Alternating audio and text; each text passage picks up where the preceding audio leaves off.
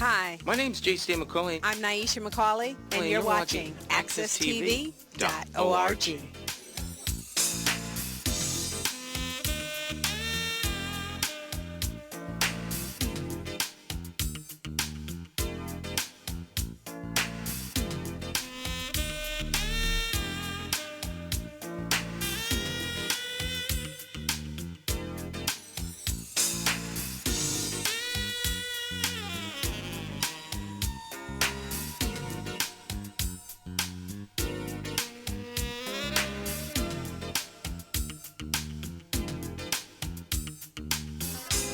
Okay, once again, it's time for Morning Talk with me, your host, Jason McCauley. Of course, joining me, we've got a couple of good friends here. We got Russell. How you doing, Mr. Russell? I'm doing wonderful, Stan. Good morning, good morning, good morning. One of those days where I feel especially blessed and, anxious and, eager to be a part of Morning Talk. All right. Miss Vicky, how you doing? I'm doing great this morning. How are you doing? I'm doing exceedingly well. Happy Monday. Happy Monday to you. Happy Monday, happy Monday. You had a great weekend, I trust? I sure did. I had what I call a 50-50 weekend. 50-50? Yeah, 50-50. 50-50. Yeah, 50% rest and 50% work. 50% rest, 50% work. Yeah. And so you did like a working weekend. Yeah, Unfortunately, yes. It started Saturday with errands and all that fun stuff. And then Sunday was really the day that I took some time out for me. Did fun things like cooking and baking. And Oh, that's fun. yeah, that's fun to me. Oh. Yeah. Anything special for you, Mr. Russell? Special, weekends are always special as far as I'm concerned. I mean, you kind of, create your own schedule. I got up late, stayed up a little later. I actually had a meeting too, but it wasn't arduous or it wasn't taxing at all. It was just good to be a part of something, especially considering COVID and all of the things that are going on around the world. To be a part of something that is, I think, fruitful. It's just, it's just nice, very nice. All right. So you How was your weekend? had a fruitful weekend. My weekend? Yeah. My weekend was good. To me, it's a continuum, like Groundhog Day. So it's just another day. It's not like the weekend. It's not Sunday, Monday, Tuesday, Wednesday. It's just another day. Okay. It's like you plant yourself in eternity, and it's just another day. Yeah. Okay. And so all of my days are good days. So I have no complaints whatsoever. I wish everybody's day was as good as mine. Okay. I mean, I really have no complaints. That's good. Yeah. I'm still waiting for a piece of equipment. That's the level of my stress. Still? Other than that, I'm good. Equipment everyone watch. should only have to be waiting for a piece What of day are we equipment. at now? 300 and something now, or 200? I don't know. They're back ordered 30 days. Oh, okay. Back ordered 30 days. So day 31 maybe? And it's the hottest piece of equipment in the country. Everybody wants it, so you Wow. can't get it. It's a piece of streaming equipment. Mm-hmm. I have one, but I wanted another one, and I need another one. And I'm blessed to get this one, but You still need that other one. I need the other one to complete the system. Okay. Well, System upgrade will be complete. Let's hope it arrives soon. Yeah, so that'll be nice. So System upgrade. System upgrade. That reminds me. That to me is the operative phrase. System upgrade. System upgrade. That is System. exactly where we are in America. Yes. That is exactly where we are. The system is outdated. Not that it doesn't work, and doesn't have for all intents and purposes a sort of adequate function to it, but it's really not operating at its maximum nor at its optimum. You know, So it's basically you're saying that it's not operating at a 21st century. no. Yes, I would agree with that. No, not at all. I mean, it hasn't, and, all of the conversations, I've been listening to have to do with, and then people are finally, starting to talk a little bit more They're about. acknowledging it now. Yeah. Racism does exist, and racism, has to be dealt with head on. And not just in one-to-one relationships. It has to be dealt with systemically. Yes. I mean, and you can't be afraid of it. Right. I thought what was interesting this weekend was the NASCAR Oh. drivers taking a knee and pause for Mr. Floyd. And, their own Oh, wow. history has not been very, let's wow. say, supportive Right. of African-American drivers. I do know Right. that we have a few now that Right. are on the scene, but it was just interesting to see the drivers, people like Dale Earnhardt Jr. and Wow. others. Really, they did. I think there was like 17 of them did a video explaining Wow. and saying that it's time for them to learn and to act. So I certainly, when I saw that, I said, Yeah. NASCAR. That is interesting. That's Yeah. that's groundbreaking. I think. I think so, too. Yeah, in a sport like that, I mean, that's very telling. Yeah. That speaks volumes, as they say. Yeah. Well, I think it shows a break from the past. I mean, I think these are younger guys who are seeing things, seeing wrong and making an attempt to right it. Maybe the younger guys are driving, but the younger guys are part. There are those individuals who are. Well, I was saying the drivers. I mean, the drivers certainly speaking on behalf of NASCAR. I mean, there are elements who are not going to change, and we know that. Well, I'm not suggesting that they're not going to change. I'm suggesting that they don't do things in a vacuum. There was a lot of controversy over Joel Osteen. Oh, what did he do now? He marched with Black Lives Matter. Oh. And so he's part of the evangelical right that supports Donald Trump. Mm-hmm. And the controversy was, was this real? Was this yada bada bing? But the upside of the commentary was that he would send a signal to a whole group of people that it was okay to do this. So it kind of gets back to full circle with Colin Kaepernick. Mm-hmm. Now people look back and they say, if only we had listened. Well, I mean, I think it actually goes back even further than him.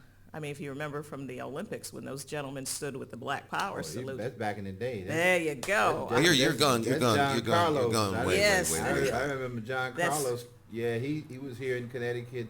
I want to say not too long ago, maybe.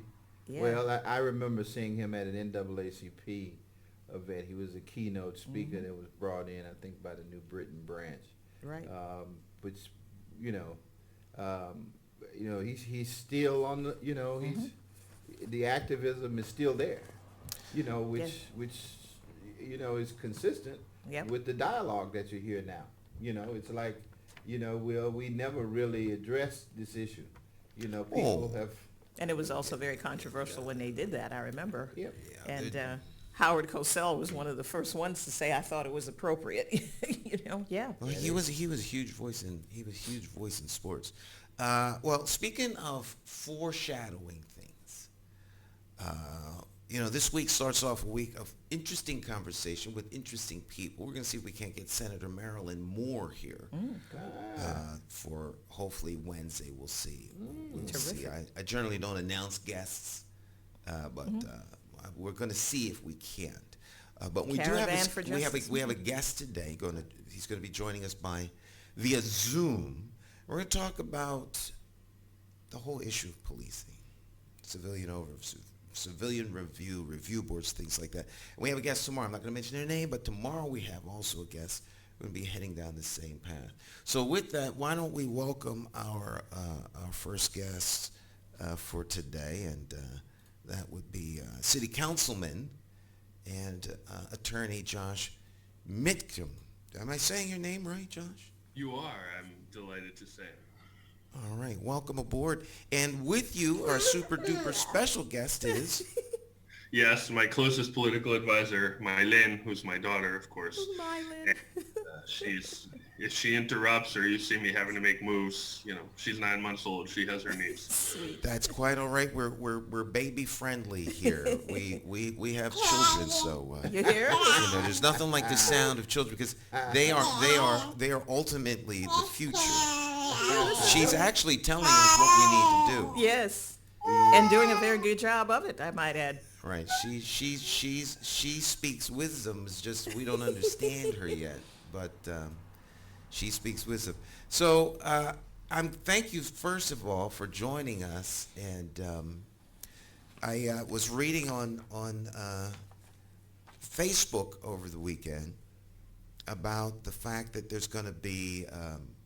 Well, did it start off on Facebook or was it an article in the paper? Article in the Hartford Courant. I think it was an article in the Hartford Courant, and then I saw it on Facebook, talking about, I think it's tonight, Yes. there's going to be an introduction of, I guess, city legislation for, or referendum. Resolution for civilian review board. The only person that came to my mind as to who to talk to was you, sir. Wow. That's not even my resolution. I know it's not your but I'm resolution, flattered. but I think you're the most apt and capable and equipped. It seems like the Working Families has the two attorneys, although John Gale's an attorney. Mm-hmm. But bless Yeah, John's no, heart. Wildelise not an attorney. She's just, really smart on a lot of Why things. do I always think she's an attorney? She's Married to one. She plays one on TV. She plays one on city council. Exactly. Yeah. I'm just joking. Walk us through this legislation, if you will. So I want to be honest. I didn't write it and I didn't co-sponsor it, although I probably will support it. As I understand it, this is legislation that more or less answers President Obama's call in the speech he gave. When was that? Last week?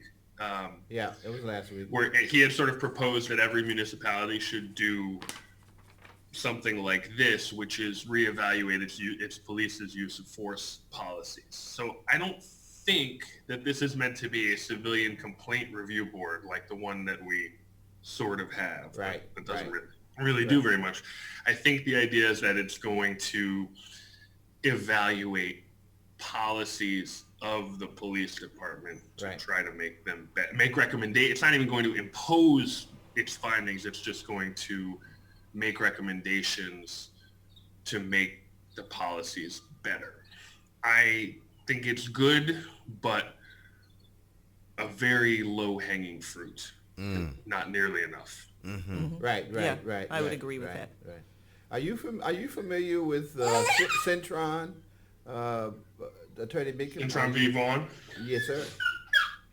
Yes, that is the, gosh, I can't think of the year, but it's got to be 73. what? Okay, thank you. Yeah. Yeah, probably before That's you were born. The accord that dictates that our police department should be more reflective ethnically of our city that we have never managed to live up to. Right. Yeah, Well- I happen to chair that committee that was established by Judge Burns, and you're right, and we've made it clear to the city, and Luke knows this, and so does Corporation Counsel's office know it, that they are out of compliance for all intents and purposes. So I think, with this resolution, which really sounds eerily similar to some of the things that we had already brought to people in the city's attention. When you say low-hanging fruit, I think you're absolutely right. I think that it doesn't seem to go far enough. The pushback comes from the Corporation Counsel's office, who doesn't really think that Centron is as valuable a tool as obviously we do. We know that Centron is one of the, if not the only, federal consent decree that is used as a part of policing in this entire country. Now, let me ask you a question, Mr. Russell. When you say out of compliance, that to me sounds like, I'm doing 110 on the highway and the police are stopping me at the exit and say, you were speeding, you need to stop. Right. And I speed off. Right. So, being out of compliance, does the consent decree have any kind of teeth? Yeah. What levels of enforcement are necessary, and what can you as the chairman do? Yeah. Well, we've gotten some remedy from the special master in the past. The city had to, respond, accordingly, and so there was some relief, But what happens is administrations change, and and policymakers change, so their support of it changes. So what happens is that like even now, it's in the hands of a federal magistrate who gives the city some latitude, because they have managed to comply with, let's say, 60% of it. So we need a gallon of water. Look, you brought an ounce. They're working on it. Yeah. And eventually they make it a quart. I'm all for timelines. I've been benchmarks. I've been telling our attorney, that the city, quite frankly, is really trying to use that old strategy of seeing how long we can last and seeing how dragging it out. But you got attorneys now on the city council. If he says he's familiar with Cintron versus Vaughn, let's see, how much so, and how much they're willing to support. We've approached John Gale in the past, and I'm not sure where John stands on it.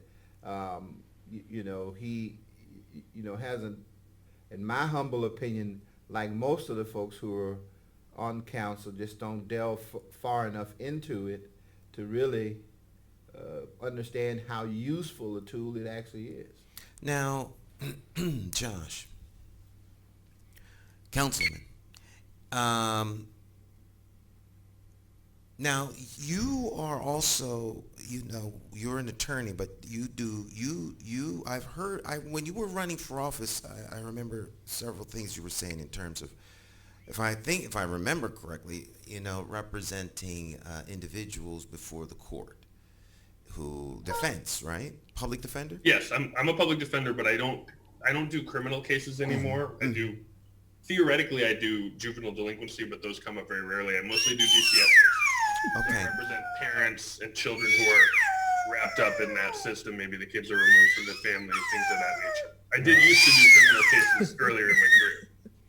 Okay, so then as a public defender, you would give aid and legal advice to individuals who were, accused of a crime. They're innocent until proven otherwise. Correct.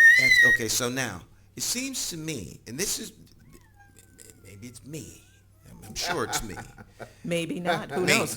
But it seems to me that,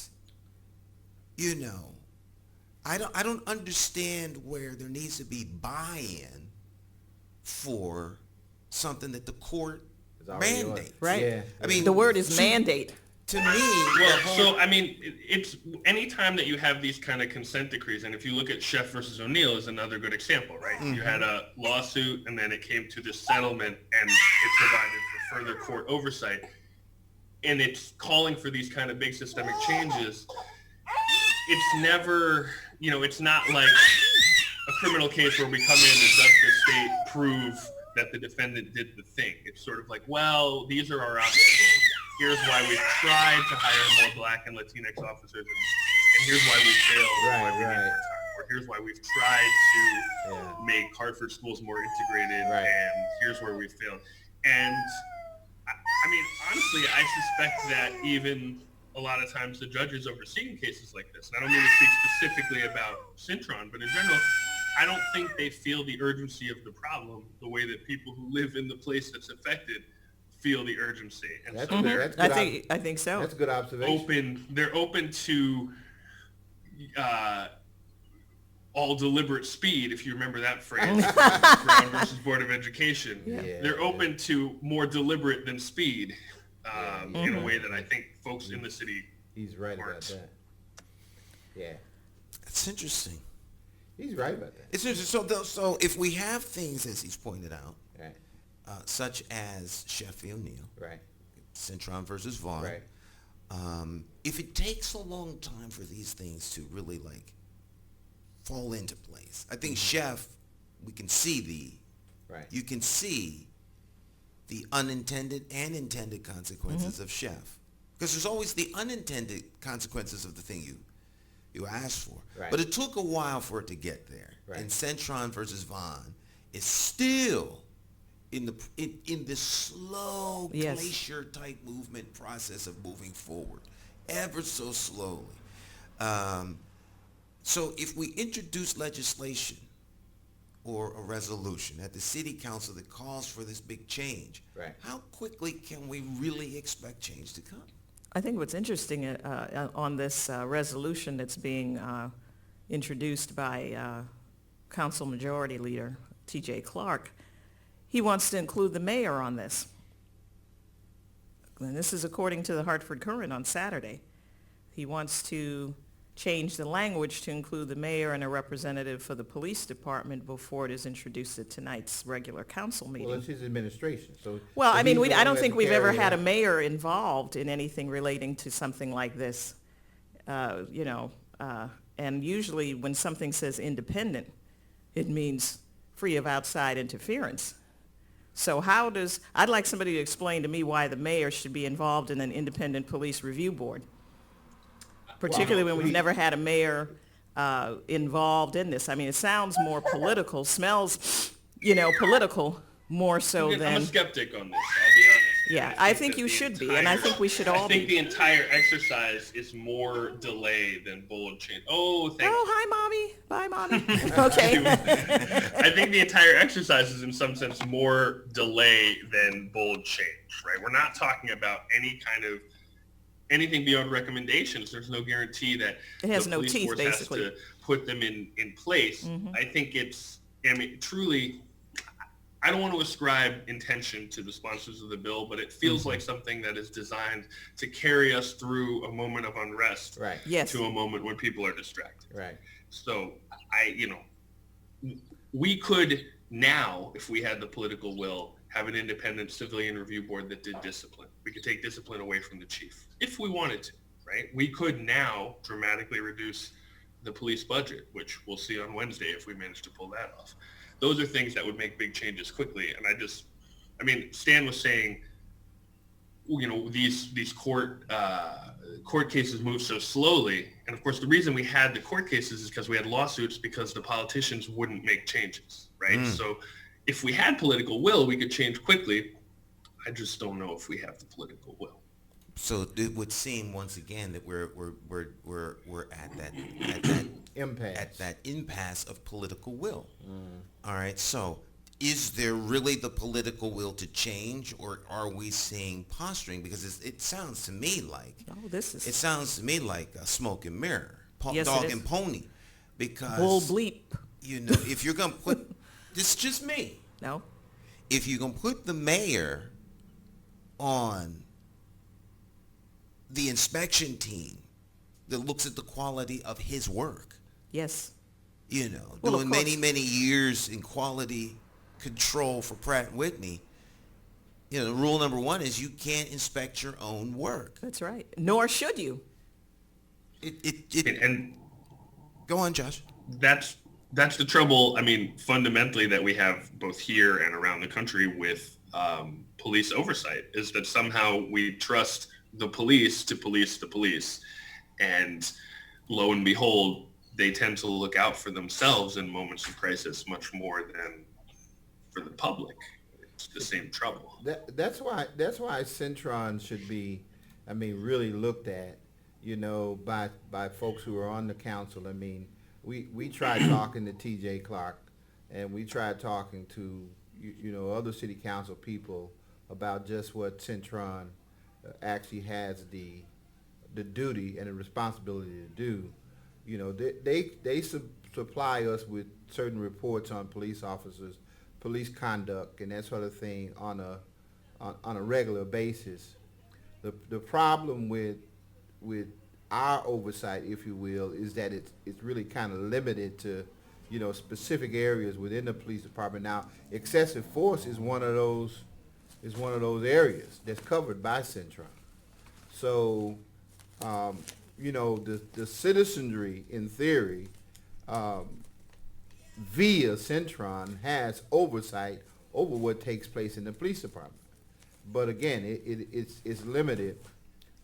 We obviously can't, get into the areas of strategy and tactics, if you will, when it comes to, how they police. But we do, we weigh in on, the conduct of police officers, and as a part of the process, they are supposed to be training community-based organizations on how to take complaints when police officers, are, overly aggressive or too assertive or whatever the case may be. Now, there's a lot of oversight in. I haven't even seen that happen. Yeah, they haven't done it. That's why I say they're out of compliance. Yes, they are out of the compliance. city is out of compliance. Who's supposed to be training the community organizations for these complaint taking? Well, it was supposed to come out of the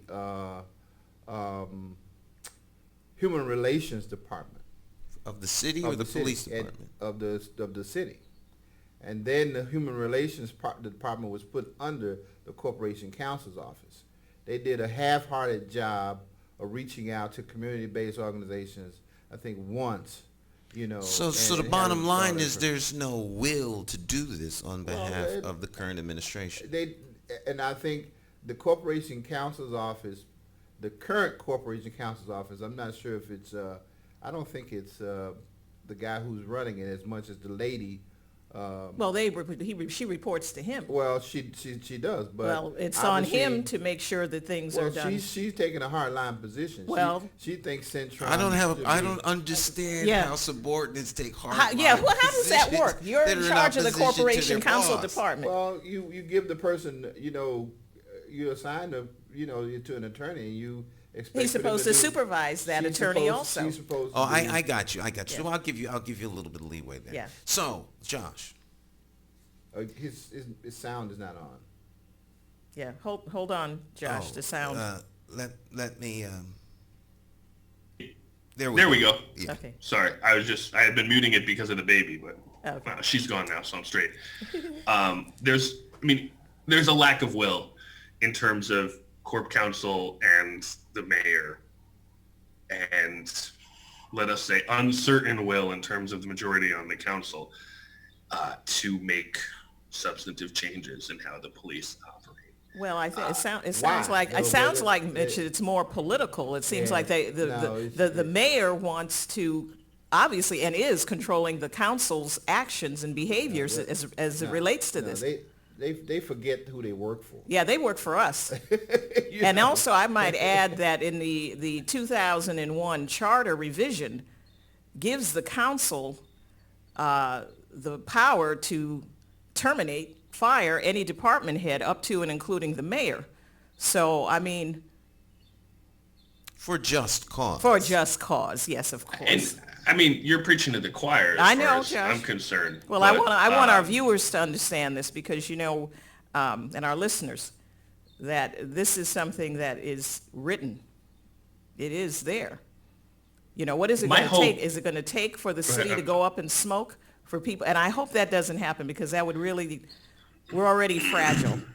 And all the work that we've done to that point. If something happens here, Luke Broning could be on the news, and just like the mayor of Minneapolis. And I don't think things are that bad. Well, I'm just saying, all it takes is somebody. It's what you said. Trip the alarm. Well, let's.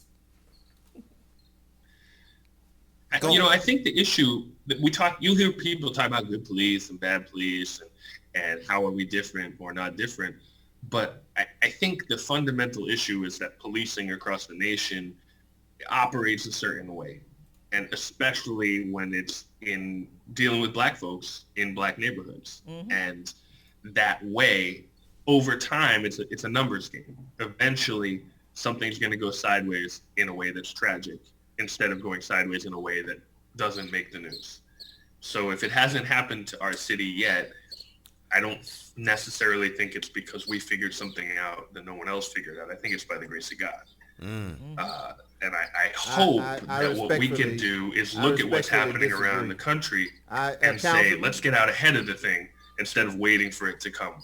Councilman, I respectfully disagree. I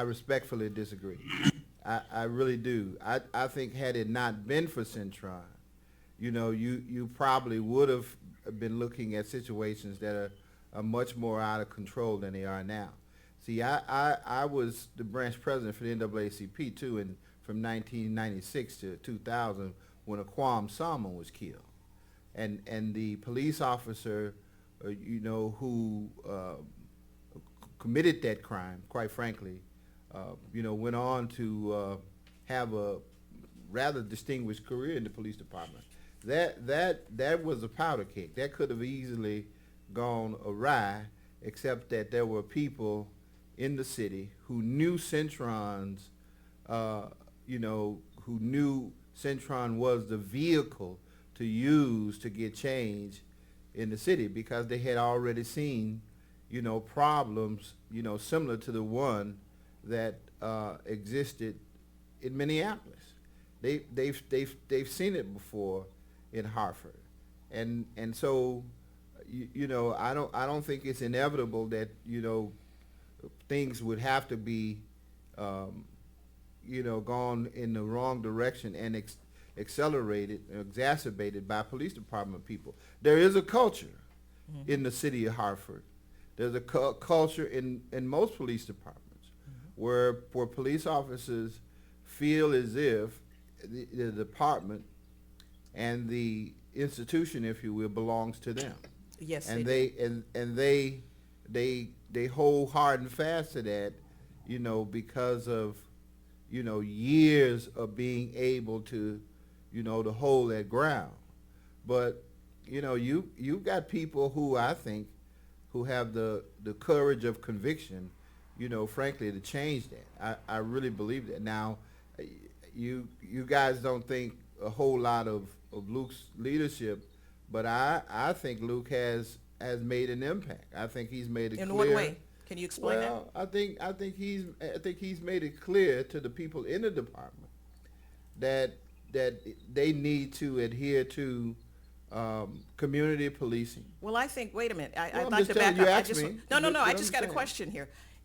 I don't think that's the mayor's job to do that. That's the chief of police's job, and I think this is what. Well, that's who he's giving it to. No. The chief of police is supposed to be out front on this, not necessarily the mayor.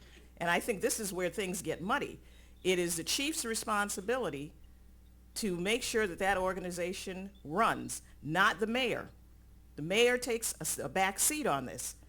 And I think what happens here is that the mayor wants to control the police department and other things here. The mayor micromanagement. He's micromanaging. But the chief serves at the behest of the mayor. Yes, but the chief of police has certain responsibilities. Every single employee in the city of Hartford technically works for the mayor, but he's not out there riding on the trash pickup truck. That's right. No, he's not.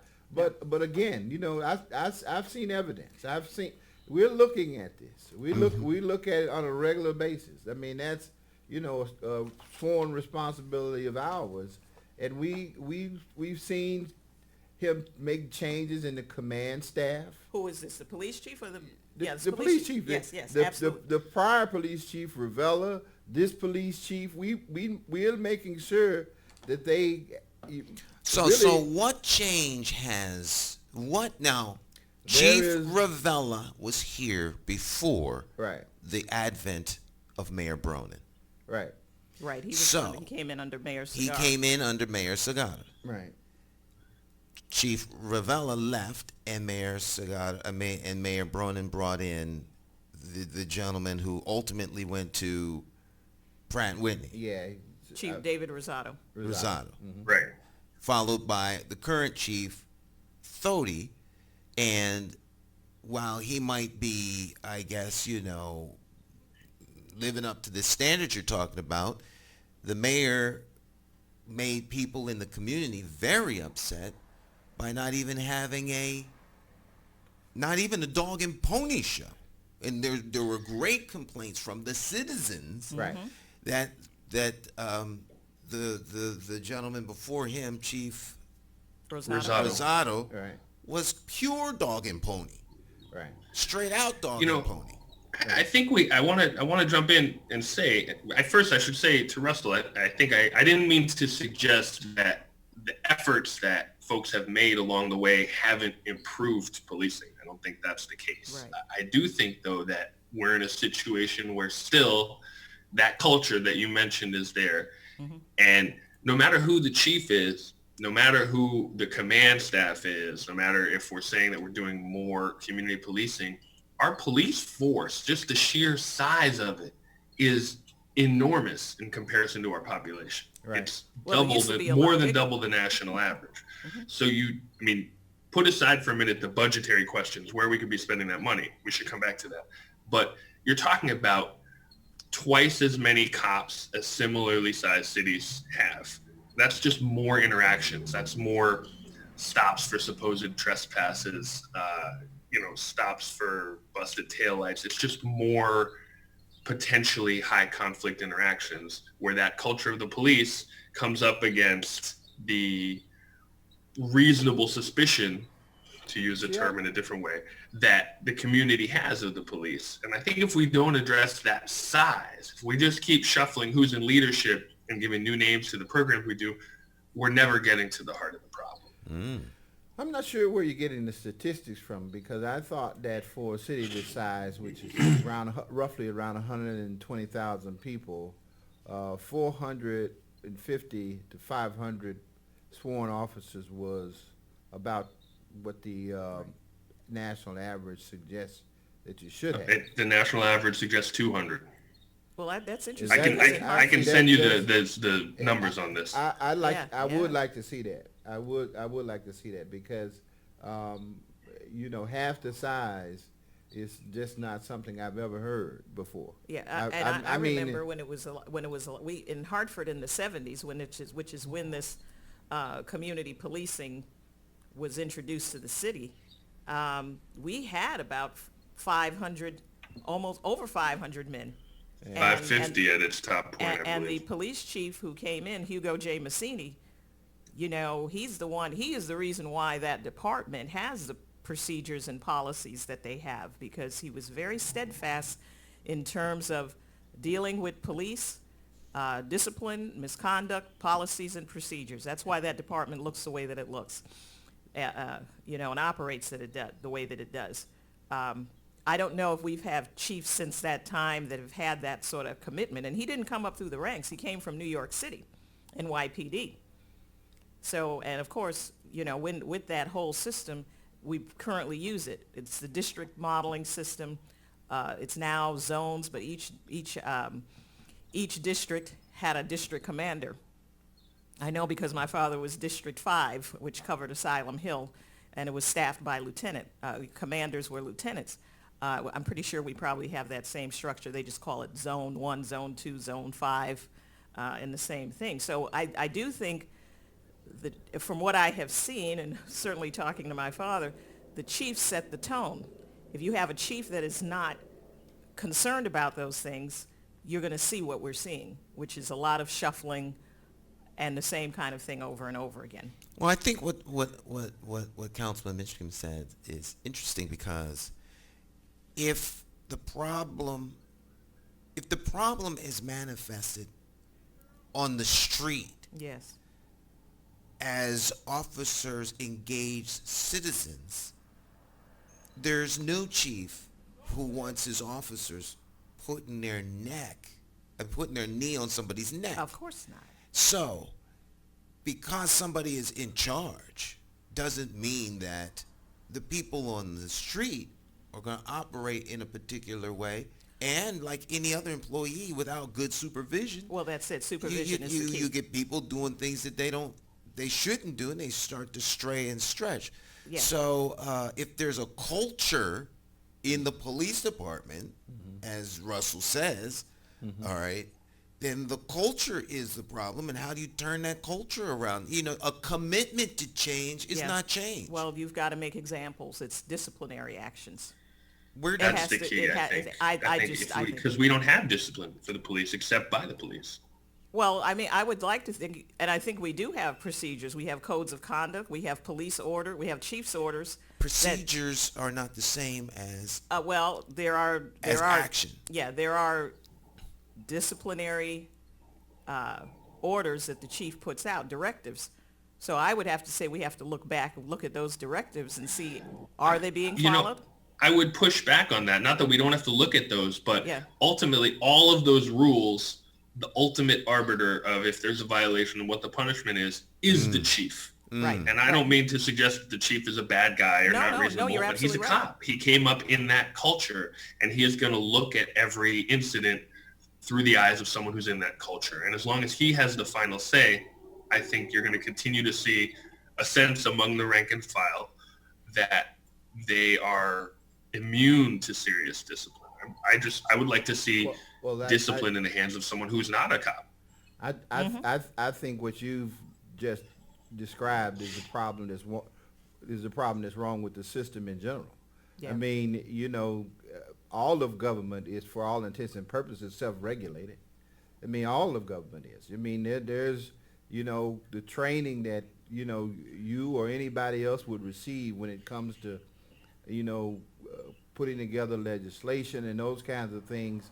I mean, you as a lawyer may have, a little bit of a leg up because of the legal training you've had, but when it comes to running this particular system and being in a position where you're a part of the system, I mean, you know, are you really going to be completely objective? That's the question. Well, probably not. Yeah. I mean, I think I have to admit that I bring my own, my history and my biases.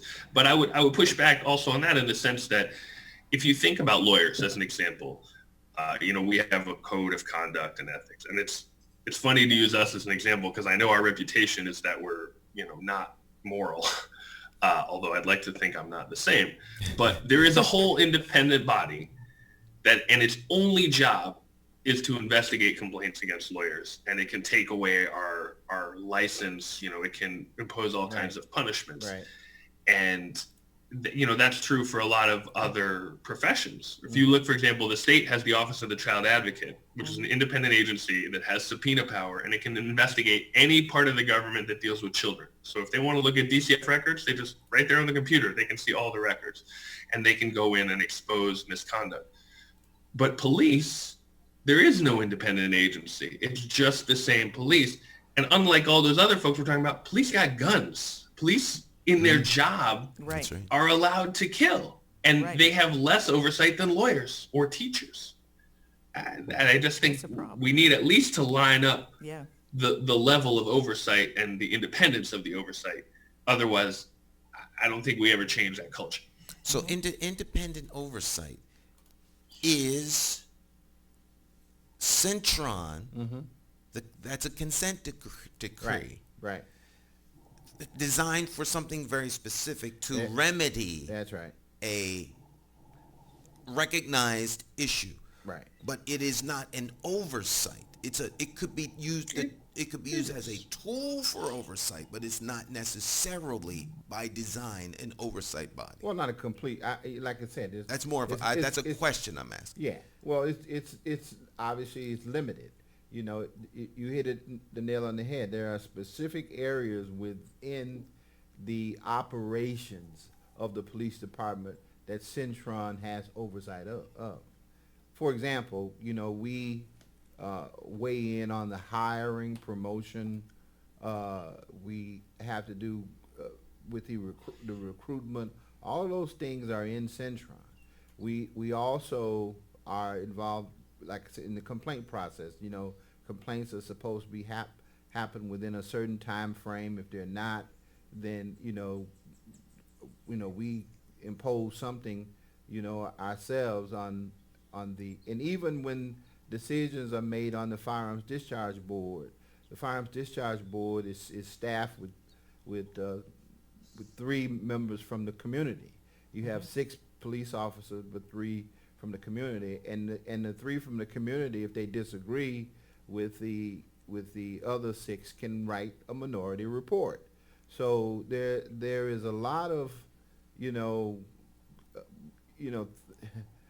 things that are inserted inside of the operations of the department, but again, it's not a complete oversight, and frankly, as civilians, is limited because we can only do it on a monthly basis, kind of thing. We can't track it, if you will, and actually insert ourselves inside of the process in the most expeditious way, only given the parameters that we have. So then, now, what Council Majority Leader is introducing is would seem that it is an analysis of the process. Now, we do have a civilian. We have a police review board. Police review board, right? Right. Which I don't think has. I mean, they're supposed to, investigate complaints, by citizens, any kind of complaint, for all intents and purposes, that citizens have with regard to the police department. But, I don't think that they have, any more than, the ability to recommend to council or to the mayor some kind of, action be taken with regards to whatever the complaint is.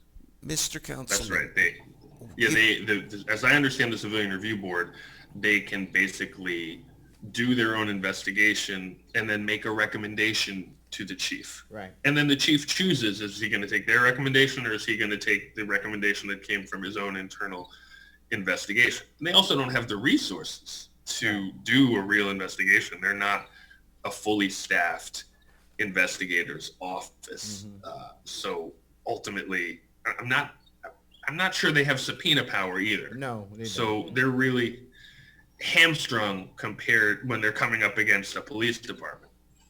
I mean, the only thing that makes it even viable at all is that they do have a duty to respond to the complaint. I mean, as a part of, really the city's overall responsibility. The city has just decided to add the Civilian Police Review Board as a part of the process. It's kind of like any committee that somebody would set up as like the city council could set up, that would involve the citizens and give them a chance to weigh in on, certain matters, if you will. So do you think maybe it's time to overhaul the Civilian Review Board and tighten up some procedures? Yes. Okay, well, maybe that's where we start. I would Maybe say that's where we not start. even tighten up and not even overhaul. I would say start fresh. Okay, Start then maybe fresh. Start that's the from time. the assumption. Start from the assumption that you need to have a fully independent board, which is to say they are not police officers. They are not direct. They don't report to the mayor. The mayor can't remove them. Right. And they have That's the final important. word on discipline. Right. And they have subpoena power, which means that they can open up police records. They can't be stonewalled by the police, and they're fully funded, right? I don't know what the size of that office is. Maybe it's 1 person, maybe it's 2. It's hard to know without some analysis there. But if they don't have teeth, if they can't come in and be the ones who say this officer is getting fired or this officer is getting reprimanded, I don't think it's ever going to make a difference. Could the city council, create through a budgetary process a component within the police department that would have that kind of independence, somewhat like, well, maybe they wouldn't be in the police department. I don't know what state legislature and state law or statute is relative to this, but something like the audit commission. We have a we have a city audit commission that has sizable teeth. I think we could, but I mean, it would require action through the budget and an ordinance to create.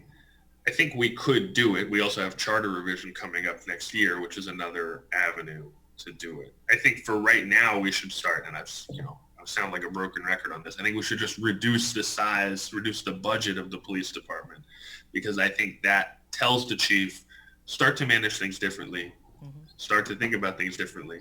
And I also, because, the budget process is this week, so we got to do that now. And then we also start talking about, how do we increase oversight? How do we change use of force rules? Like all of these things are good, but if we only do one, we're never going to get there. Well, I admire your your bravado, but even to have them think about cutting the staff of the police department in half, man, you're gonna be wrangling and you're gonna be fighting with folks that who probably are gonna think that as city council person you have completely lost your mind. Well, they take everything. Well, so here's the thing. affront. I mean, I understand old habits die hard, right? Yeah. We are in this situation where we have the police department we have, and it is, if over the last 10 years, the department budget and its personnel have grown gradually at the same time as crime has decreased gradually, little bit. But the numbers, and again, I referred to this before, and I will share these with you all later. The numbers are really clear. We're just way outside the average. We're in the top 10 for most police per capita in the nation. And there's no one can explain to me why that is so. There are a couple of studies, actually just, I think yesterday or the day before, there was an analysis in the Washington Post of per capita spending on police, and does it relate to how crime rises and falls? And the answer is it doesn't relate at all. And there was a good article in USA Today last year about number of police on a force, and does that relate to how crime rises and falls? And again, the answer is no. No one can find any correlation, because crime is so complicated, right? There's economic factors, there's physical factors in terms of like, what does the landscape of your city look like? There's all these different things, and no one has quite figured it out.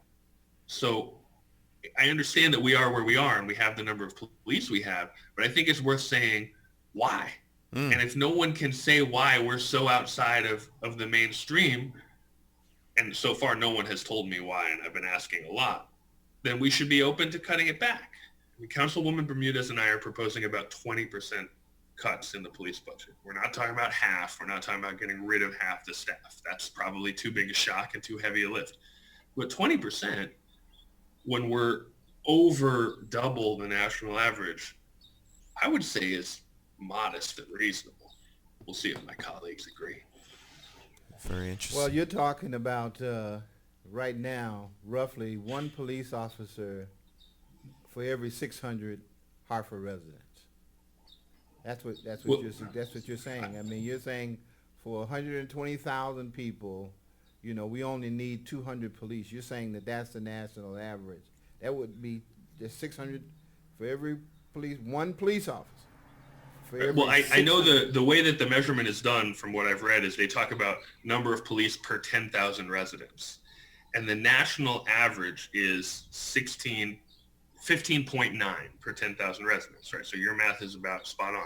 We have right now 35.5 per 10,000, so more than double. And just by way of comparison, I looked up some other cities that have similar sizes and crime rates to ours. So Gainesville, Florida has 133,000 people. Their crime rate is 50 to our 47. And they have 22.8 officers per 10,000 to our 35. Lansing, Michigan, 114,000 people. Their crime rate is 42, so a little lower instead of a little higher. And they have 16.3 per 10,000 to our 35. So higher or lower the crime rate, you see these cities that are like us don't have as many cops as us. What about the other dynamics that come into play? Are they in the top 10 poorest cities in America? I don't know if they're in the top 10. They are poor. They are like outside of the average poor. Hartford is still Hartford's in the top 10 or 15. So I know this. right. So then, perhaps, so if you're saying, because you're one of the chief proponents of the major problem being poverty. Yes, So without if doubt. we're talking about Hartford, if we're making the correlation that poverty and poorness directly correlates to crime, then maybe we would be better off spending those dollars helping to mitigate poverty Right. rather than That's what I think. Right, than right. ranching up the police Right, department, right. Well, which that's what they're then doing in New poverty York. just becomes a revenue stream. Well, in New York, Right, well, that's I'm what they're sorry, doing Vicky, go right ahead. now. If I'm correct, that Mayor de Blasio has proposed cutting the police budget in New York and redirecting the money to community programs. And that's what Wildelis Bermudez and I are proposing. I mean, 20% of our budget, I mean, New York police budget is $6 billion. Yes, Our yeah. police budget is $45 million. So Of we're talking course. about different scales. But Yes. 20% of our budget is about $9 million. But $9 million is a fortune for our other public services, right? That's that's more than that's like double what we spend on the Department of Children, Families, and Recreation. It's way more than we spend on parks. It's way more than we spend on subsidizing childcare. I mean, that $9 million, that is, not even a third of the police budget is, could dramatically change what the library does, could dramatically change Absolutely. also what all these other Absolutely. things do. And I think that's the point. Surely poverty is, as Russell says, is a big issue. But I feel like, are we saying that the only thing that we can give people for poverty is coercion, or can we give them opportunity? I feel like we should at least try opportunity. Yes. Yeah, opportunity has a cost, and so if we shift some, because at the end of the day, we're talking about public safety. Yeah. There's more than one way to get there. Right. Yeah. And so Absolutely. if we're afraid of the constituency because the constituency is poor and they're apt to be, aggressive and Yeah. mean-spirited Well, let's do something toward to- us let's- law-abiding officers who want to keep the peace, we need more equipment, better resource, better technology, better protection as we deal with these people because they're poor. Yeah, and well, why not they're take going care to of the lash poverty? out at us. And so, I mean, if in Hartford is the fourth poorest city of its size in the Yes. United States. So if poverty is a generator, then it would seem to me to be more reasonable. How can we mitigate poverty? How I can agree. we give people the resource necessary to turn their That is economics what I That's think what we it should makes do. sense. and if young people, I don't necessarily buy into, young people are the source of crime. No. But a lot of people like to push that because it's a good way to drive revenue. Yeah. But if that be so, wouldn't it be better to have young people in well-resourced rec centers? Yes. Harvard used to have one of Oh, absolutely. one of the best parks and recreation programs in the country. Yes, they did. People came from all over the world to look at Hartford's parks and recreation system. And now it's not even a ghost of what it was. It's not They've even all a closed vapor down. or Yeah, a they memory. closed down, Well, most of them. it is a memory. That's about it. That's it. So, rather than to throw anecdotal, a little bit of, a food program to help kids through the night. Yeah. And when it gets hot, why not give them a serious place to go that has programs, that develops young people, that gives them something to do? And throughout the city, and not just in throughout one the section city. of the city. Well, that's what happened with the libraries. I mean, every time that I'm up in Blue Hills talking to folks, what they Yes. talk about is how they miss their, right, because we closed a bunch of library branches. And we have, the downtown library is beautiful. The newish one that they have there on Albany Ave is a really nice facility. But if you're up like near the Bloomfield line, you can't send your 10-year-old, you're not going to say, go take the bus down to the Albany Ave library. That's a long haul. Josh, you're absolutely right. That was one of the issues that myself and former Councilman Deutsch and Blue Hill Civic Association, among other entities, tried to make that point. In fact, again, here we have one of your colleagues who is now the majority leader. didn't even really didn't even take a position one way or the other about having a library in Blue Hills until we said to him, listen, you live in the neighborhood. You should be advocating for us to get this. We pay some of the highest property taxes in the city, highest rate of home ownership, but we have the least amount of amenities. Now you live in this area and you're not willing to stick your neck out for us. That's a problem. Right. And here's the thing to think about. The budget of the Hartford Public Library is $16 million. So, and the budget of the police department is $45 million. So even just to think what $1 million does relative to $16 million, I mean, that's a huge bump. I mean, the Barber Branch, for example, it's just a tiny little room, but that room makes a huge difference to folks who live nearby. And, that $1 million would make that place pop. Absolutely. The scale of the budget is such that we could do, I think, so much more outside of the police department in places like libraries, rec centers, even public works, even just to have, brightly lit streets, There's nice some streets that don't even nice have parks. lights. There's stuff like that makes a difference. So how do we make this happen, Josh? Go get him, Josh. Well, You should call your council people and I tell them certainly to will. We will support call our- Bermudez's and my proposal to cut the budget by 20%, and move that money over to direct All right. services. Go Okay. get him, Josh. All right. Well, Councilman, thank you so much Thank for you. taking time out of your morning. Thanks to all of you. I really appreciate visit it. us. Josh, great job, man. Keep at it. Thank you, No sir. matter what. All right. All right. Keep Y'all be good. pushing ahead. Yes, thank Be you. well. All right, my friends. That's our first hour, and we're about to head into our bottom of the hour break.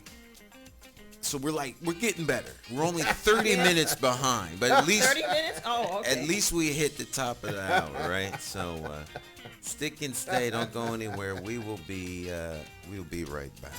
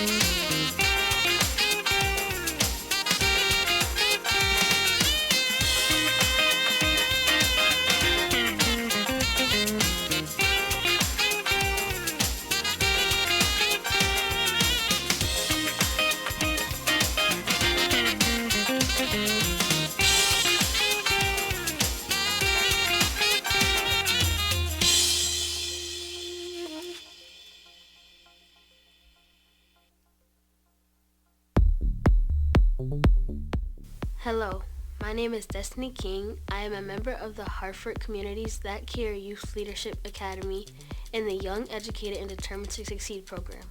Over the past 27 weeks, I have been examining the intersections between education, poverty, violence, and trauma to develop policy and program recommendations. I served on the poverty work group, and the following is our recommendations.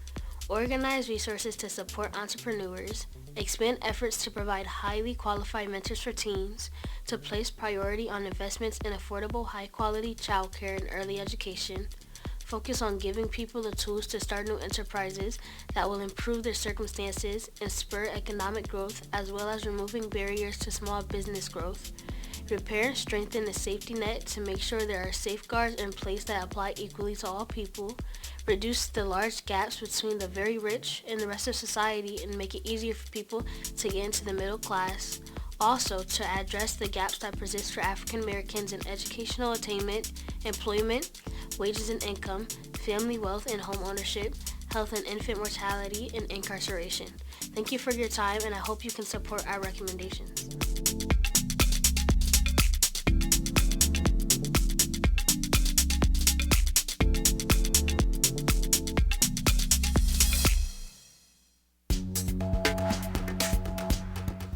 Well, my experience for being in with Kinsella, I had a good experience. We've been with them since June, and our group leader is Cheryl Perry. And well, actually, all the parents, we get along, and the reason why I joined was because my child was being bullied. But now I'm getting like the right help for my child and the rest of my children. They're doing fine in school, and I would like to continue to be in this program because it helps us as parents, especially when we don't know what to do as far as helping our children.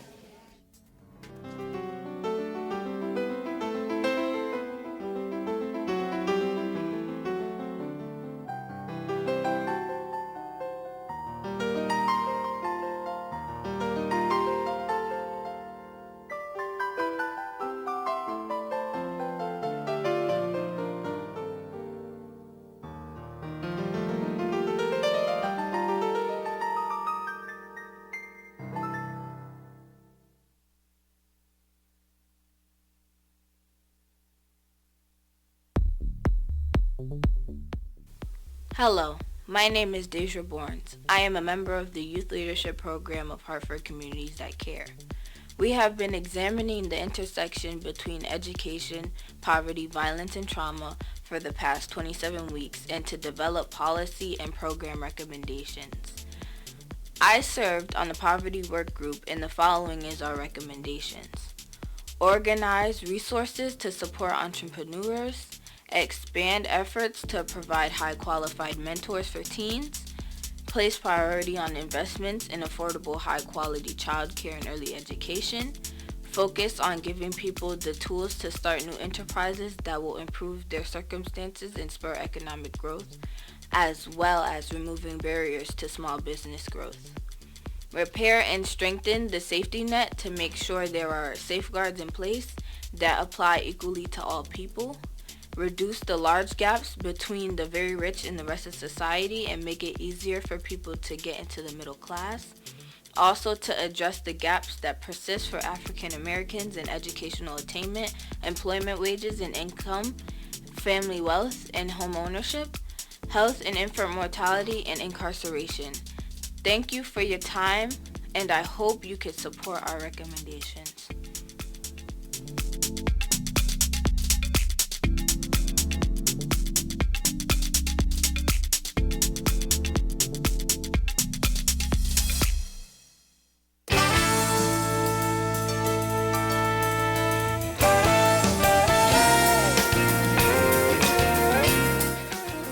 It's Morning Talk with J.C. and McCauley, along with the one and only Vicky Fennell. There's wrong. There she is. Right. There we go. There we go. It's Vicky Fennell live and in living color. Yes. Here on Morning Talk. Taking in the scene. Taking in the scene. Russell Williams. Wow. There it is. What an honor it is to be here, part of Morning Talk. Man, I'm telling you, I'm stoked. What's next? What's next on Morning Talk? What's next? Just, in general. I mean, what happens after the riots? What happens? Plan B. What's next, man? I mean, we really can't stop here, man. There's so much more to be created. Definitely. So much more, to look forward to. So much more, I think that can be accomplished, achieved. I'm ready, man. I'm ready. Yesterday they had an event up at the state capitol. It actually ended at the state capitol. It started down in Bridgeport and it wound its way around until it got up to Hartford. It stopped along the way, picked up more people, and mothers to be more specific, and it was a rally. So Senator Marilyn Moore from Bridgeport, along with Caravan for Justice, and it was really a very good event. Well, it was a nice event, but they stopped along the way.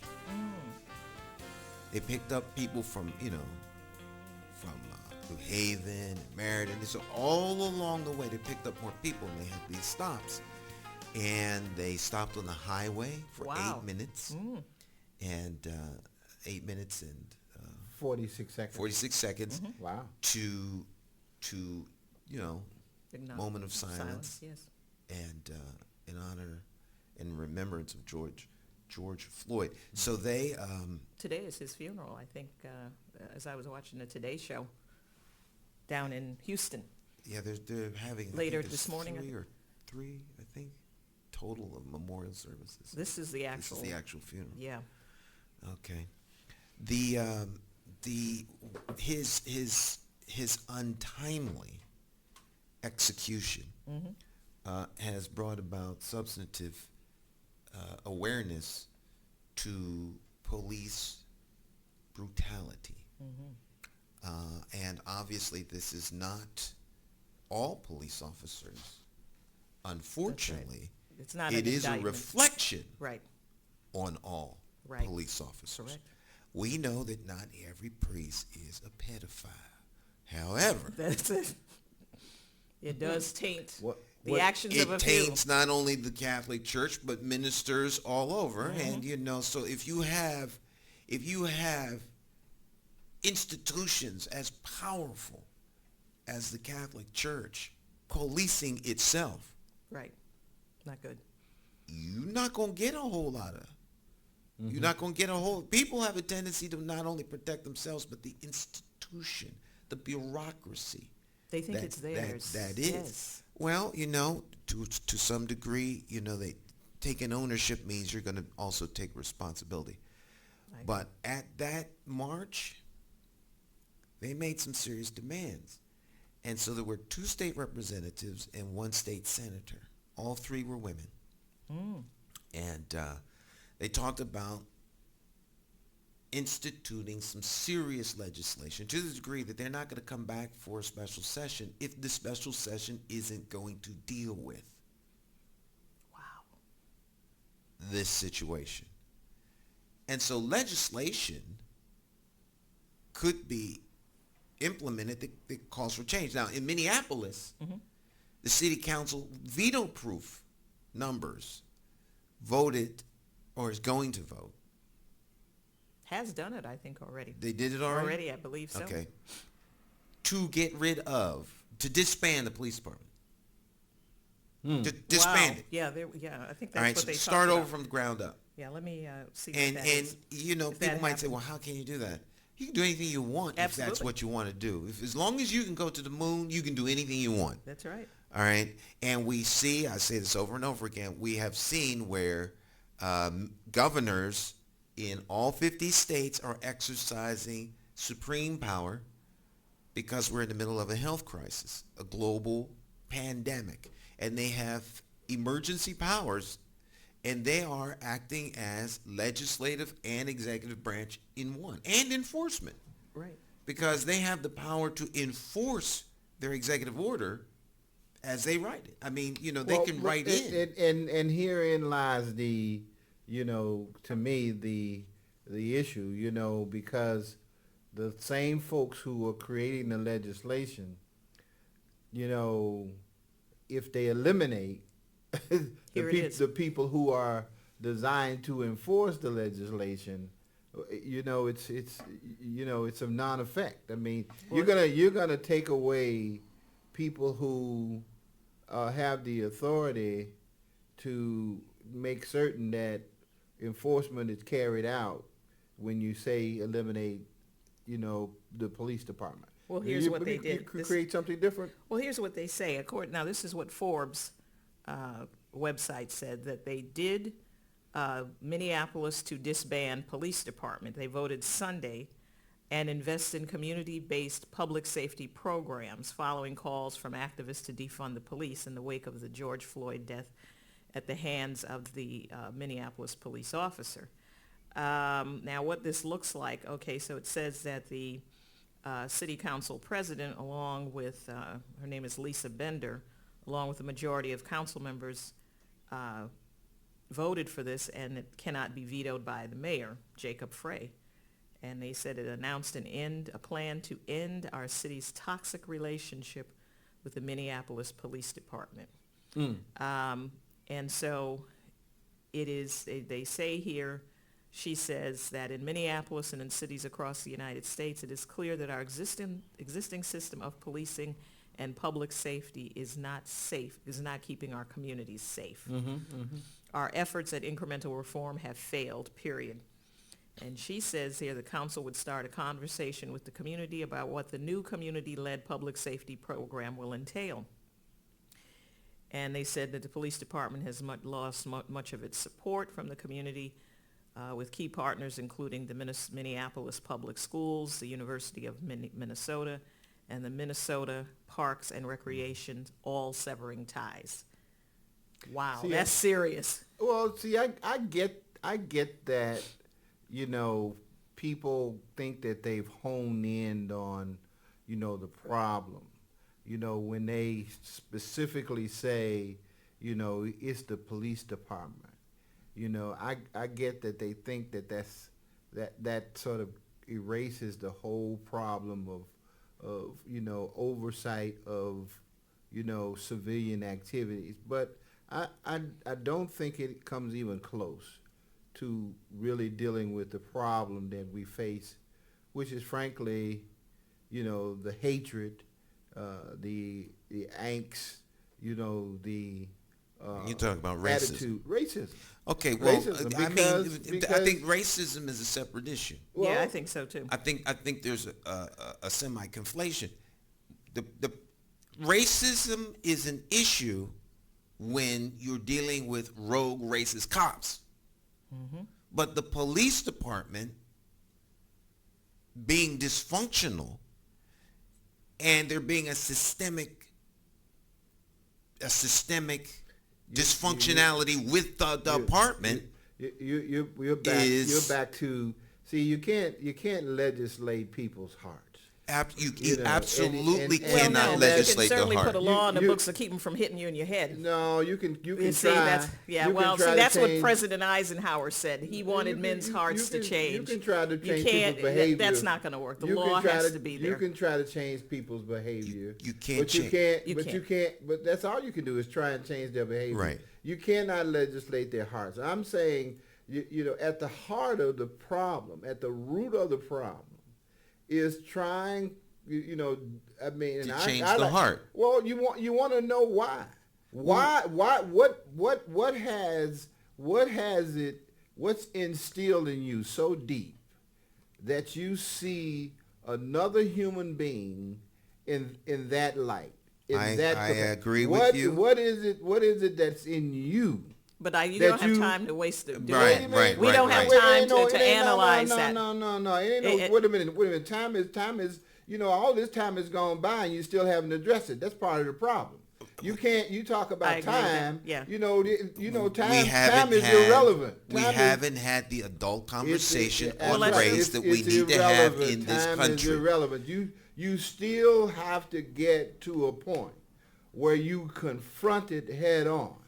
That those people, even if you change it to something called public safety, done by people from the community, and everybody in the community looks like the other person in the community, you still are going to have people who have been given the authority and who are going to resort to certain tactics and resort to certain things that really are unbecoming of people who treat the other person with dignity. Okay, and I'm having saying said all that, you're Russell.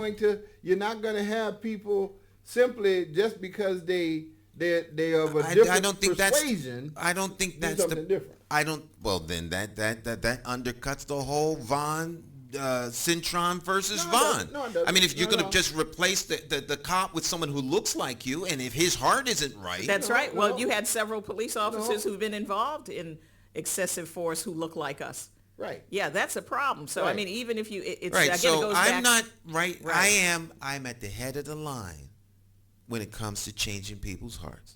Right. I want everyone's heart to change. With transparency, full transparency. I believe that without Jesus Christ in your heart, you're not going to change. I dedicate most of my life to preaching the gospel of Jesus Christ. Still do so on a semi-regular basis twice a week. Had to cut it back from 5 days a week after 37 years. So I'm right there with you. But when it comes to government that works for us, we don't have to hire these kinds of people. Right. And those are decisions we make. No, you can't have this job because you don't have the aptitude. That's right. Well, if my heart got right, well, let's work on your heart. So, Yeah, no, yeah. you You don't don't qualify. have- you don't We have can it. work on your heart later. To me, That's right. yes, that needs to be done. But that's not the same issue of having a police department that has demonstrated to the world an inability to be sensitive to one officer choking the life out of another while 3 others stand by. Right. That is a systemic problem within the department. And it at happened in some- Buffalo. Now we see a 75-year-old man, Well, white man, there's pushed another. to the ground, and others walk around him like he's an animal in the road. Well, that is a huge problem. Yeah. Now, And that's also that. all we saw was the picture. Yes. 71-year-old white male He walks up to the police. pushed back. He stumbles. stumbles.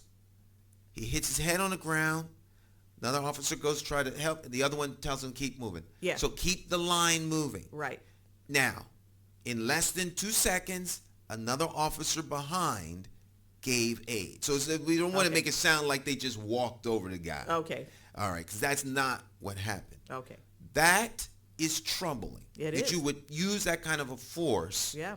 on a guy. You can point to training. You want to nickel and dime on police training, you're not going to get Secret Service agents. Okay, so all this stuff costs money. I don't even know if the Secret Service is effective. Secret Service is very effective, particularly force Well, protection. well, So now, if you're going to to stand up time- and take a bullet instead of ducking for your life, that's Yeah. training. Yeah. All right, so that's not what not happened what's in Dallas, that's but not what's problematic. What's Right. problematic is that 50 other police officers quit Yes. for disciplining the 2 that pushed them to the ground. That is a culture Yes. problem. It's systemic. Right. It's a nod and a wink, and it's understood. You was just doing your job, brother. We got you. All right? That's a problem. Sure and is. so I'm suggesting, if you have that kind of a problem in the department, isn't it time maybe to take those hard looks at, let's replace this thing. Let's This is it. strip this down, bring in new management. Let's start this thing all over again, like a corporate raider. That's right. Like Harry Jack Gray. We'll go in, get a company, hostile takeover. strip it down, Hostile fix takeover. it up, Carl squeeze Icahn. out the profit that's not been there because the previous executive and board would just, either they got complacent, Right. whatever. Everybody got complacent. The line workers got complacent. And they're just letting money just not be made. So we're going to go in there. We're going to take it over. We're going to strip it out. Yeah, people are going to lose their jobs, but guess what? It's going to become profitable. Well, what if we took that same attitude toward the police department? I mean, I'm not suggesting that Hartford's is that bad. Right. But we need to have more proactive involvement from the citizens. Correct. I mean, it's their police department. It's not the police's department to decide, well, you can't do that to us. No, we actually can do whatever we we're paying- want. You we're- work for us. We're paying for it. I mean, and that's Yes. where my disconnect is. Right. We're the constituents. Yes. They work for us. As far as I'm concerned, every contract that every union has with every municipality ought to be reviewed by the constituents and voted on. Referendum. You don't work. You work for us. That's right. A All right? government that Technically, works they for work us. for the mayor, and the mayor is elected by us. Yeah. But He that works for system us. is not. The system is failed. That's right. System failure. It's failed. System failure. Yeah, I would agree. I would agree with that aspect. I mean, there is not enough of our as constituency as really as procurers. There's not enough of our involvement reflected in the actions and the attitude of people who we've hired to do a job for us. That's pretty clear to me. Well, I think it's done by design. I mean, and it goes back again to the poverty issue. If you keep people poor, they're in survival mode. If you keep Yeah. people poor, they might become distracted, and as Distracted. distracted individuals, they might not care. But That's right. but always, even if you're poor, Right. the government works for you. You see what I'm saying? Yeah. And so, by design, Right. A lot of times people say, well, this is all by design. By whose design? You're the government. Yeah, but I mean, if the government's dysfunctional, that's because we're dysfunctional. Well, that's it. It's time for us. Uh-huh. A Right, 'cause system I used to overhaul. say, we don't need a better grade of government. We need a better grade of constituent. Okay. Absolutely. Now you see that's where I was going. That's the problem. that's The it. constituent. That was where I was going. That was the The takeoff. constituent cannot be a spectator. No. It's a participatory event. This is Absolutely. absolutely Absolutely. participatory. Then folk want to get all ugly and jump off with two heads Absolutely. because the government isn't working for them. Well, that's because you let it get. So your get out there and engine make it seized work. up because you didn't want to change the oil. That's Yeah. it. And it's the car's fault. No. No, it's your fault for It's not your fault. maintaining the vehicle. We have somebody here. Dr. Bowen says, what next is no more excuses, meaning the ability and the will to accomplish solutions is no longer going to be tolerated and excusable based upon any put forth of obstacles that obstruct progressive and pragmatic and practical and consistent solutions from being enacted. Well, it shouldn't be. I mean, the obstacles should all be moved. I mean, you got to do something different. That's what we're talking about. Really, the reality that we just talked about just a second ago is that people haven't participated in the administration of government, and because they haven't participated fully and in an impactful way, it really has taken its own course. Well, yeah, rogue elements in the government have, for lack of a better. Yeah, without a doubt. That's why people over the course of many administrations and years have embraced, what has lasted far too long. I mean, they bought into a culture, into a way of doing things simply because there was money attached to it. Mm-hmm. They have a certain salary, so therefore they can affix to that a certain lifestyle, and they get the chance to chum it up with all of the people who are in that same ilk. So listen, time is out for blaming other people. Mm-hmm. And that's where I think, the problem really lies, because the systems that we've created, the whole system of government that creates public safety, whether it's fire, whether it's police, or whatever it is in public safety, it's become a public trough. Yeah. People have all they want to do is feed off of this public trough the same way anybody else who is feeding off of it is doing.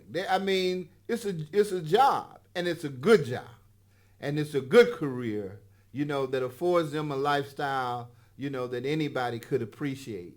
Not only that, with the perks that comes with it, man. Yeah. To be,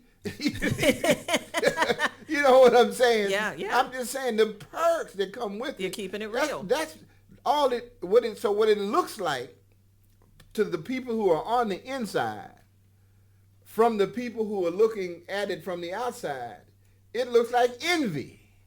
It looks like you are somehow, Russell, who, you've been making an effort to try to get there yourself for quite a while, man, but you just came, you fell short. I'm not envious at all. Mm-mm. In fact, I want, my posture has always been to enhance, to supplement, or to complement. So I don't put me, but more importantly, the way in which this job is done should be done to a standard that anybody can look at it and appreciate it for its excellence and for its ability to do what it says it's going to do. Mm-hmm. And government and the fire department and the police department, unfortunately, have fallen woefully short of doing that. Like most people who get into politics and thinks that government is some kind of panacea and can fix, even the most or the fewest of problems. Here's some more information about the Minneapolis disbanding. The council president says that she envisions replacing a traditional police department with a broader, more holistic public safety department geared toward violence prevention and community services. Social workers or medics could respond to situations once handled by the police, she says. Wow. That's what. Wow. And I mean, yeah, that's interesting. That is interesting. That is very, now. very interesting. I'll tell you one thing for certain. Sounds like an opportunity for the nonprofit sector out there to. It definitely sounds like an opportunity for nonprofit sector. But I tell you, the biggest opportunity here is for police chiefs across the country to get their act together with light speed. That's right. They are coming for your job. That's right. And your department's job. That's right. So you better stand up, get some backbone and some muscle, take on whoever you have to. Clean it out. Clean it out. One of the things that was brought forth at this rally yesterday, demands that were made. If you are a good officer, and they are call up the union president, call up your union rep, and say, we will no longer work with the bad apples in the department. Wow. That's right. Wow. Prove to us that you are good cops. Because if you're willing to work with corrupt cops, then you're just as corrupt as they are. Period. Bottom line. Here's what my dad says. Because ain't no one operating in a vacuum. Here's what my dad says. He said, there are good cops, but the bad cops hide behind the good cops. Well, that's unacceptable. We can't have that. And that's not good. And that's what he said. That's not good. That is definitely not good. All right, we're going to take another break. We hit this one the way it's supposed to. It's the bottom of the hour. And so we're gonna make it to the bottom of the hour break. Stick and stay. We will be right back. It's Morning Talk with J. Stan McCauley, Vicky Fennell, and Russell Williams.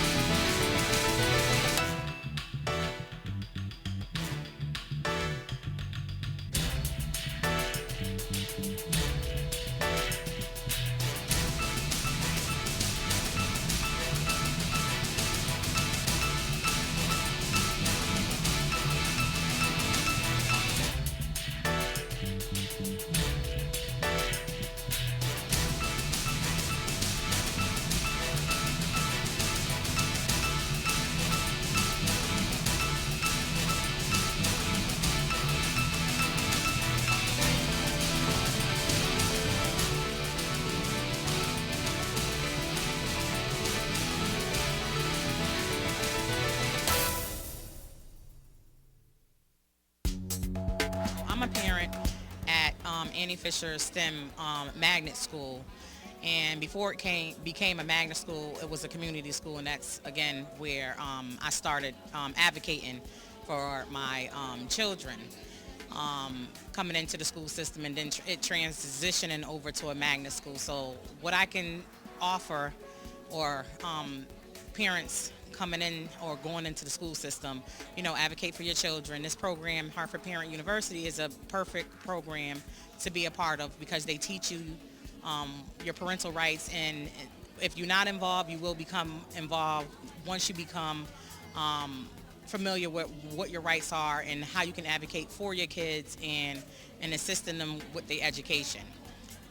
If you want to go ahead and go far, you want your children to succeed, this is, like I said, the best program to attend, so that they can go ahead and have a better education.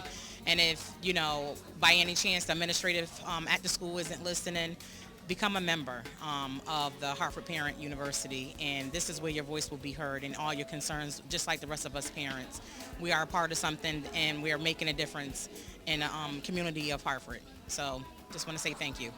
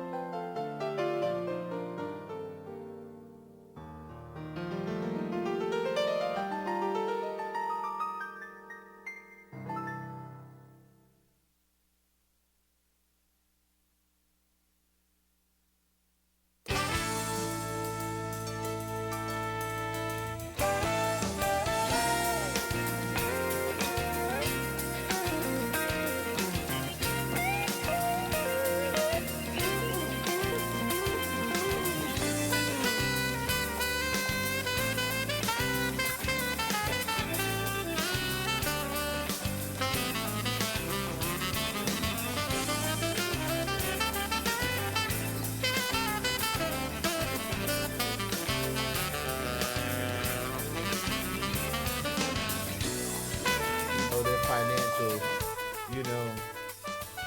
means. Amen. Yeah. We're back, folks, obviously. Brother Russell's On my tirade. So you got he's his on theme platform number 2. You got his Yeah. theme going on? This is Russell's theme. There you go.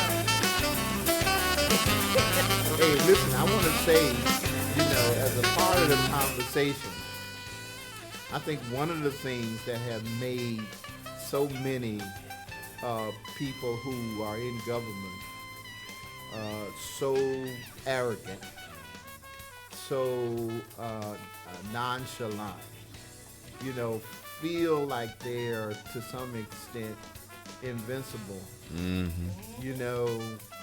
One of the things that I think that we don't talk enough about is the lack of professionalism. Yes. I've seen too many folks, and even in their vocations, they, when you talk about police departments and you talk about fire or whatever, I've always believed that there is a decorum or a sense of professionality that should exist, that even the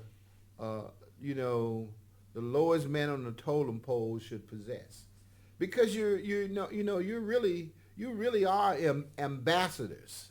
You're ambassadors for a city or a government, if you will, that is hopefully performing on behalf of the people who hired them. And so, I just, when I listen sometimes to the exchanges that I've heard between police officers and, their constituents, and even, city council people, it's almost a belittling sometimes. It's almost as if, unless somebody calls them on it, they kick you to the curb, man. It's like, whatever you said went in one ear and out the other, and doesn't really matter that much because they just don't give it credence. It's not. But I mean, it's a lack of professionalism. Yeah, it's at all levels. Every problem, deserves some kind of response. It could be, no, I can't deal with it, or perhaps later. But you don't, the lack of professionalism, unfortunately, is very pervasive. That I think is a constituent issue. Well, we allow it. We it. absolutely allow it. I mean, you go go into other towns and there is, every town has its issues. Every town has its issues. You may not be aware of the issues because, of course, you may not, know the ins and outs and the political wheeling and dealings and the backroom stuff of the particular town. But they all have that. But in some towns, the constituents don't play. No, they don't. They absolutely don't play, and it's reflected in how they're treated and how response is. Now, there are some people in Hartford who get treated like they matter because they raise their voices and folk don't want to hear from them. Right. But being a poor city, it's a city that it's ripe for being used and abused, right? Because the majority of people are just trying to survive, living from day to day, and therefore they will go along to get along because they don't want to. Don't want to upset the apple cart or anything like that. Some of the people who are been entrusted with those positions, they're real cowboys, man. I mean, they're cowboys in the sense that they're ready to they're ready to rough it up. You know what I mean? They're ready to, to get down and dirty. They figure the only way to deal with this problem is to reduce themselves to the level of the people who, want to bring them down to that level and deal with them, in the only unfortunate way that they know how. They lack the professional skills to de-escalate. Well, there's no excuse for that. No, there's no excuse. There's no excuse for that. You just hired the wrong people. That's right. That's right. They a lot of it could be stopped. They shouldn't be working there. So how'd they get the job? They got the job because of who? I don't know how they got the job. They shouldn't have the job. Remember what I said? Right. It's now what you know is who you know. Well, that goes back to what Russell's saying with patronage. Yeah. Patronage. And the machine looking out for its own. But once again, that's some people believe in that stuff, man. Well, it's worked here for over how many years? Yeah, for forever. Hey, why stop a good thing? Forever. They want to get on the same team as the guy who just got elected to council because he gonna look out for me. They want to be on the same team as the guy, who just became mayor because if I need a favor, I know I can give him a call. Call him. You know what I mean? Yes. I mean, all of it has in their mind some remuneration attached to it. You know what I mean? But still, it's a symbiotic relationship. The one who is running gets the support. The people who are on the team get something. That is ultimately corruption at its heart. Corruption is when the system no longer works. That's right. It doesn't mean criminal. That's it. It's just corrupt. You sure about that? Computer won't the work. one and the two. You're right. It's just corruption. It's almost blackmail. It's almost to the point where people, if I help you out, you better remember that I help you out. Oh, of course. That's exactly what it is. That's, I mean, that's what's happening here. Yeah. Do you remember that job I gave your son who came out of jail and got him into public works? Right. Yeah, you better owe me. You owe me. You better support and what I'm doing here. Not only do you owe me now, it's continuing. You're going to owe me for the rest of your life. You're going to owe me for the rest of your life. Your whole political career. That's right. For the next 20 years or whatever. Right. You'll be extends even after death. Man, I mean, this is the mindset of some of the people here that because their family this person did something for their family. I'm like, you know what? A lot of your people. father get Yeah, a lot of into people help my office back family, in but that don't mean I gotta help you. 1901. Now, your family wouldn't be where it is today if it wasn't for, Really? Well, for me. Yeah, And well. so I expect you to honor that. Yeah, well, you know what? Take a flying leap. You know, But I give you one. I always say, when you do something for me, I'll do something for you. So that means I owe you one. Anything beyond that one, we ain't going beyond that. But I'm telling you, they believe that that's the way it should work. I agree with that. They I'm believe that's the going way to it play should work. something that I modified this so that it would be less political. But I'm gonna play this because this is one of my favorite things from the past. But I think it speaks so well to the issue at hand. All right, so I'm gonna play this, then we'll come back and discuss it.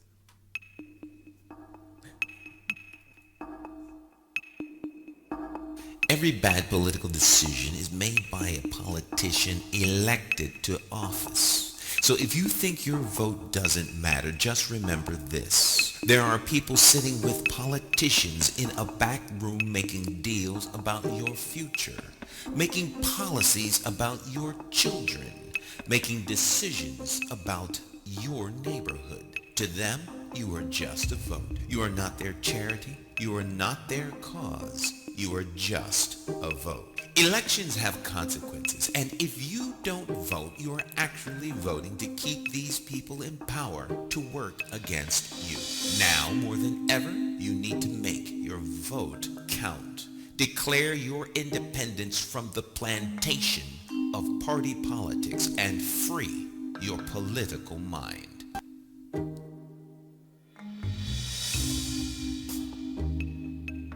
Now that's if you're an independent thinker, it's more than a movement, it's a way of life. So, do we have movements or ways of life? They are Very powerful video. You're just a vote, folks. That's right. So, use your vote wisely. Participatory. Participatory. I think that was the word that we heard our colleague use, but that's so poignant. That ought to be played every single day. To me, that they ought to be put it in rotation. Yeah, that should be one of the commercials. No, it honestly ought to be. No, people need to understand. Yes, they do. It should be a gentle reminder, right, that people, not only do your vote matter when you make it, it matters after you've made it. Elections have consequences. That's We're right. seeing this on a global stage right now. That's right. In the United States, particularly because the United States affects the globe. Right now in Washington, D.C., it's never been this bad. No. Where you have, there's always a little tension between the administration, a.k.a. the White House, and the Pentagon. Right. Right now, This is like... This is something folk really need to be paying attention to. Yes. Because, the Generals. world scene is very tenuous. Mm-hmm. And to have to make, for generals, the brain trust of your national defense, to almost have to resign to get the attention of the American people is tragic. I'm wondering, we're right on the precipice scary. of some very dangerous things. This is very scary. I'm wondering what's going to happen with the Joint Chiefs next. I mean, you've got these former generals who have stepped forward. I think they're speaking through the former generals. I think so too. I paid particular attention this weekend to something that I think is akin to it, but is they've made kind of an ancillary issue. That's the resigning of the op-ed editor from the New York Times. Yes. The op-ed editor from the New York Times resigned.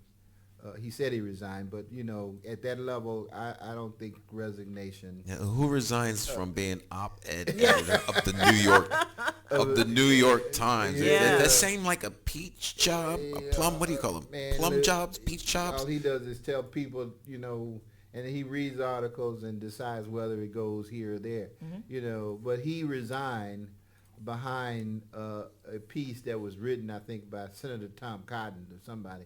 and it was because Cotton was suggesting that using the military was a real viable option. Now he says he clarified that. He says that's not what he meant, and really, that's not the way. You caught it too. See, yeah. See that. So that's why I'm saying, when there are these people who we put in office with our vote, they really don't. I mean, we really are just part of the exercise for them. We really don't matter nearly as much. We are just a vote, which means you're a commodity. Well, that's why you're a commodity. We take you off the shelf when we need you, and then after we don't need you, we put you back dump on the the shelf. water out of here. We put the cup back on the shelf. There's no. We don't expect to hear from the cup when you gonna put some water in me. What? Yeah, there's no sustained effort to keep us engaged. You said something so very, very profound at the very beginning of the show this morning. Very profound. It hasn't left me. It may have left you because we talked back and forth, but the system needs an upgrade. Upgrade. That's right. It needs an upgrade. It needs an upgrade. And that's where we are because, they have gotten away with this stuff for so long. The real response, the response that, keeps coming back and keeps playing over, again, is you can't do much about the system really because it's the only one we have. It's the one we currently have, but it isn't the only one. I'm saying that's the attitude. Yeah, that's the attitude that the majority of the folk, and I'm saying majority of people in general have. It's the only system we have. So we have to do or make do with it because of that fact, But the reality of it is that it's so badly flawed and so ridiculously outdated that no one that I know of who really been participating in it and been a part of it believes that it really can live up to its ideal anymore. It just can't. We've thrown out a few barbs about, patronage and, we've even suggested even that, some people even try to use blackmail, to some extent. But all of those things come into play, because people are unwilling to face the reality. They are unwilling to face the reality. The reason why most people do what they do and why they accept what they do is simply because there's money tied to it.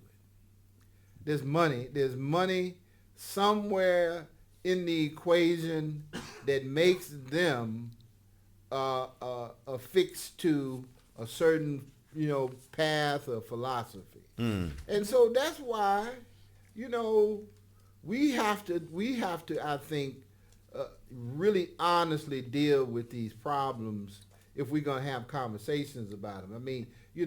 Admit, you can't deal with your alcoholism if you don't say you're an alcoholic. You can't keep saying, I'm not a racist when you keep doing racist things. I'm just saying. You're right.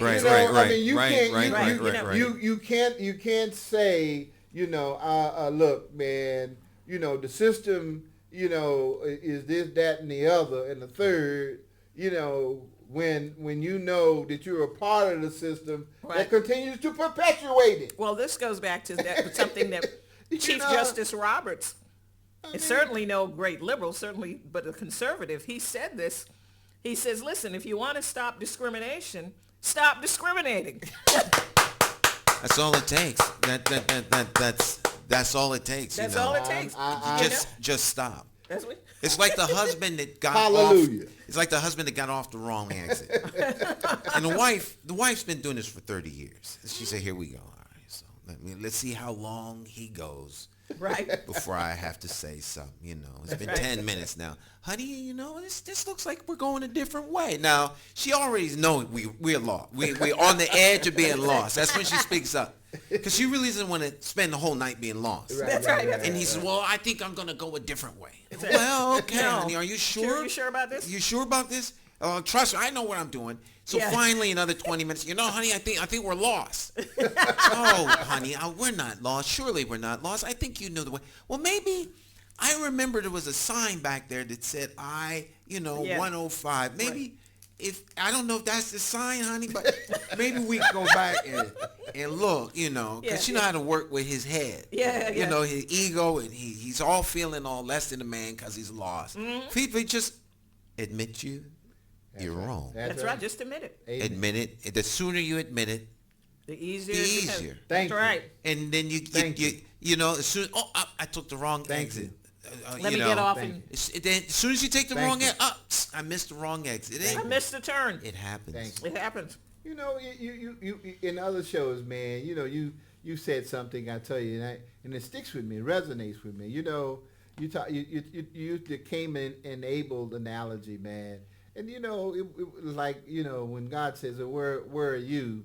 Instead of him accepting, I did something wrong, and I really shouldn't have. It's almost like I'm not. I don't know where he's at. It's the absurdity. Even if you all out there are non-believers, and you look at the Bible as a book of, anecdotal ways that you should behave. The absurdity of someone talking to an all-seeing, all-present, all-powerful being, like, I don't know. Why are you asking me? Yeah. Where are you? What do you mean? I was, it's absurd. Yeah. And that's totally. It's that absurd with where we are. It's almost in like the a course SWAT of team. human history. The guy holding somebody in the house, which is what happened about a week ago. He's holding this woman as a hostage. The police are surrounding him. He knows he's not going to get out of this alive. So what does he do? I guess some family members come to the scene, and he surrenders.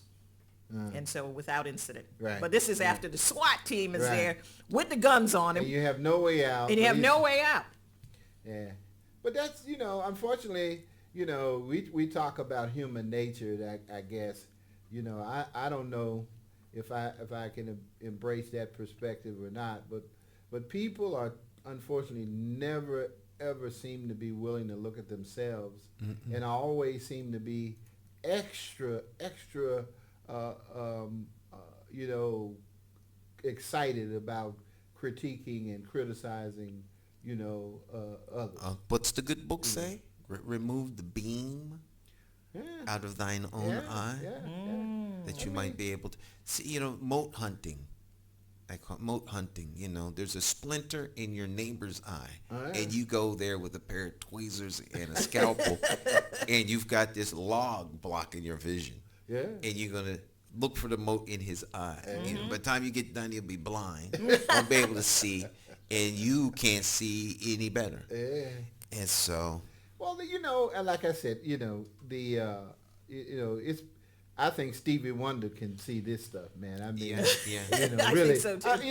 Listen, and I haven't been a part per se, and intricately involved in any of those transactions that I've seen, but they are so obvious.